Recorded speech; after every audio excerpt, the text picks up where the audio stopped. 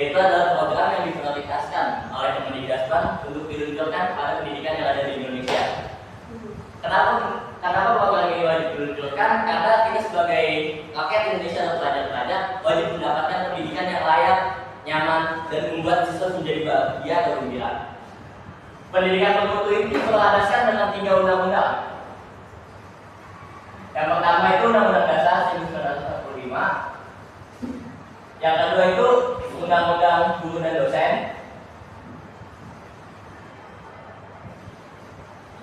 Yang ketiga itu adalah Undang-Undang Pendidikan Nasional.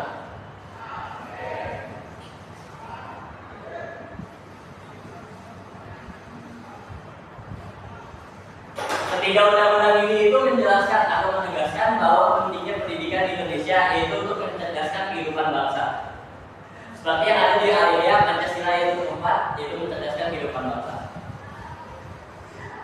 Lalu selanjutnya itu ada strategi pemerintah yang menunjukkan atau memprioritaskan utama, khususnya pada penguatan sumber daya. Seperti saat ini itu sedang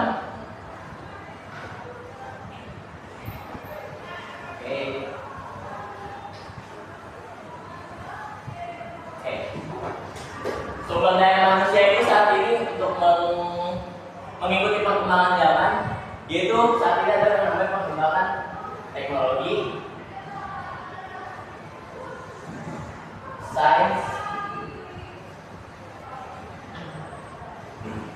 dan juga serta kesetaraan atau dia masuknya ke pendidikan karakter.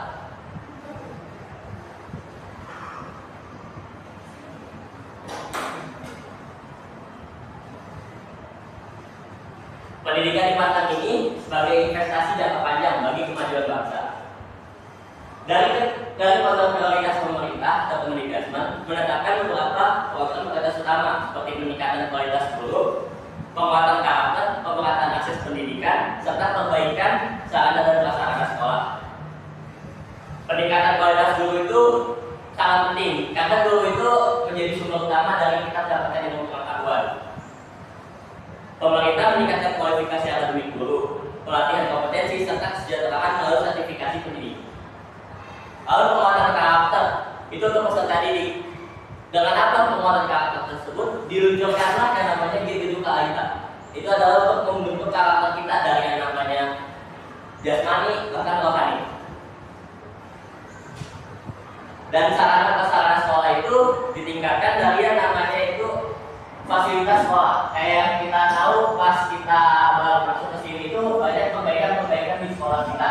Yang namanya dari perbaikan sekolah, ada perbaikan lapangan, toilet, bahkan yang namanya ditambahin pelang untuk alat gedung.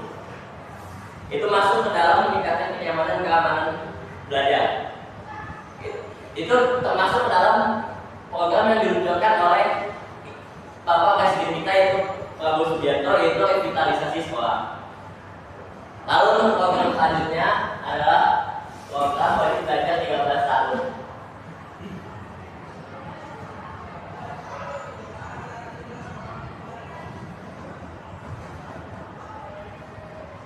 Kayak yang kita tahu dulu waktu pas kita masih SD atau pas SMP, kita tahu wajib belajar itu cuma 12 tahun, yaitu SD, SMP, dan SMA.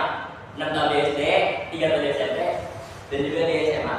Tapi saat ini Menteri Pendidikan kita, Bapak Pulmuti, meluncurkan yang namanya wajib belajar 13 tahun. Kenapa 13 tahun? Itu adalah untuk pembentukan karakter di usia pra sekolah dasar atau PAUD TK seperti itu. Agar nanti saat mereka masuk sekolah dasar atau SD, mereka sudah terbentuk karakternya oleh guru-guru yang ada di sekolah mereka sebelumnya. Lalu setelah wajib belajar 13 tahun, program yang diluncurkan sama pemerintah yaitu adalah penguatan literasi dan numerasi. Kenapa program tersebut diluncurkan? Karena seperti yang kita lihat saat ini, literasi dan numerasi di Indonesia itu turun, tidak seperti yang sebelumnya, atau bisa dibilang di bawah rata-rata dari negara-negara lain. Lalu untuk yang selanjutnya itu ada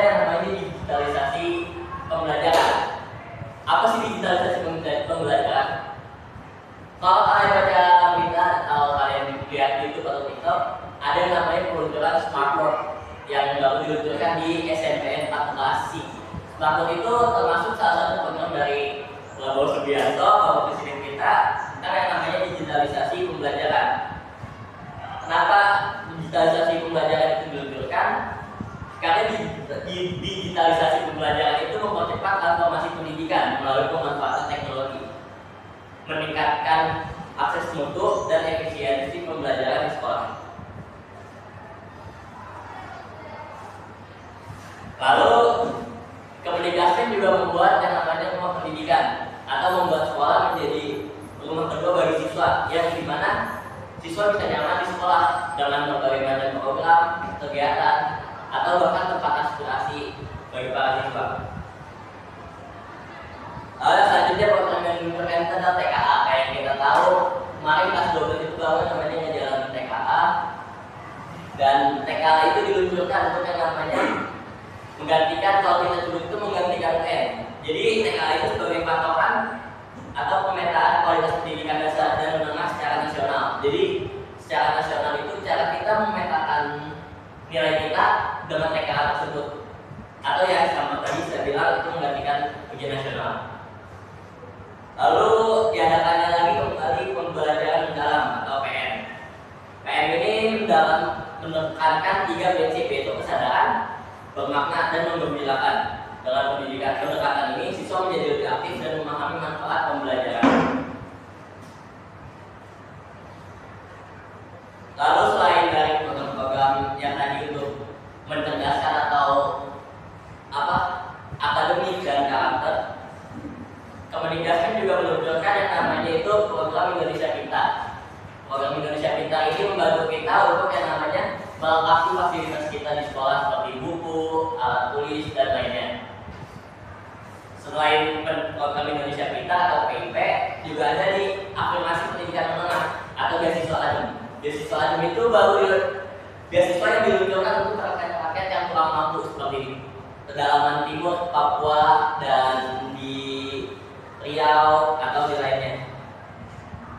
Terus selain itu, pihak pemerintah juga menurunkan dana BOSP. Dana BOSP itu yang diturunkan kepada pihak sekolah yang secara dalam kurun waktu 3 bulan sampai 6 bulan sekali baru diturunkan oleh pihak pemerintah kepada pihak sekolah.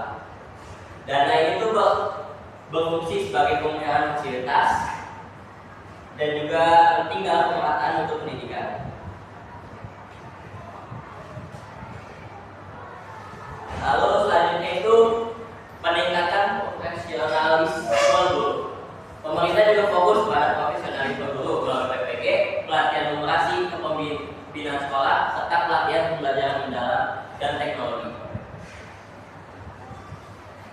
Jadi kesimpulan dari yang tadi saya jelasin itu, pendidikan bermutu atau program yang diluncurkan oleh Bapak Abdul Muti mempunyai fondasi masa depan bangsa. Melalui berbagai program prioritas, pemerintah berupaya memastikan semua anak Indonesia mendapatkan pendidikan yang adil dan berkualitas.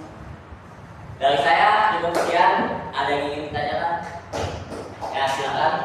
Saya ingin bertanya, kan yang awal itu dijelaskan pendidikan program bermutu. Bagaimana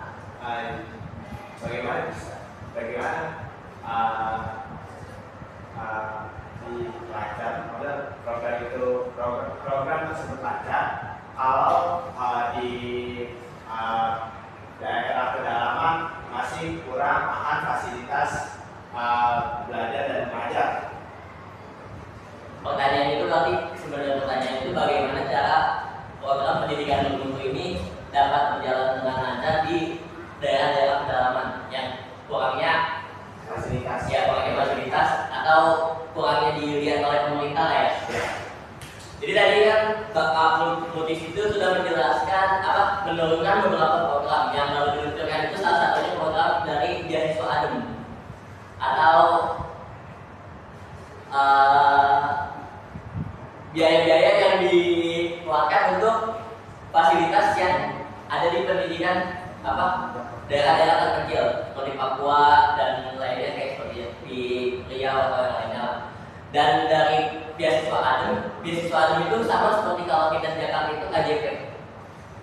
Jadi bisa dipakai untuk yang namanya membeli fasilitas sekolah kayak buku dan ATK yang lainnya. Lalu selanjutnya itu ada namanya dana BOSP. Dana BOSP itu kan diturunkan dari pihak sekolah, diturunkan dari pemerintah ke pihak sekolah, dan pihak sekolah mengatur untuk yang namanya memfasilitasi murid-muridnya atau siswa-siswanya. Untuk sekolah-sekolah yang mungkin masih belum mendapatkan revitalisasi sekolah, itu pihak pemerintah nantinya akan lebih memperlihatkan lagi atau lebih menegaskan kepada pihak-pihak sekolah yang belum melakukan revitalisasi sekolah untuk memberikan kenyamanan untuk murid-muridnya. Karena sekolah itu ibaratkan rumah kedua yang harus memberikan kenyamanan, keamanan, serta kejujuran bagi murid-murid. Kalau sudah terjawab. Baik, salah atas pertanyaannya. Terima kasih. Oke, dari yang lain apakah ada yang ditanyakan? Go.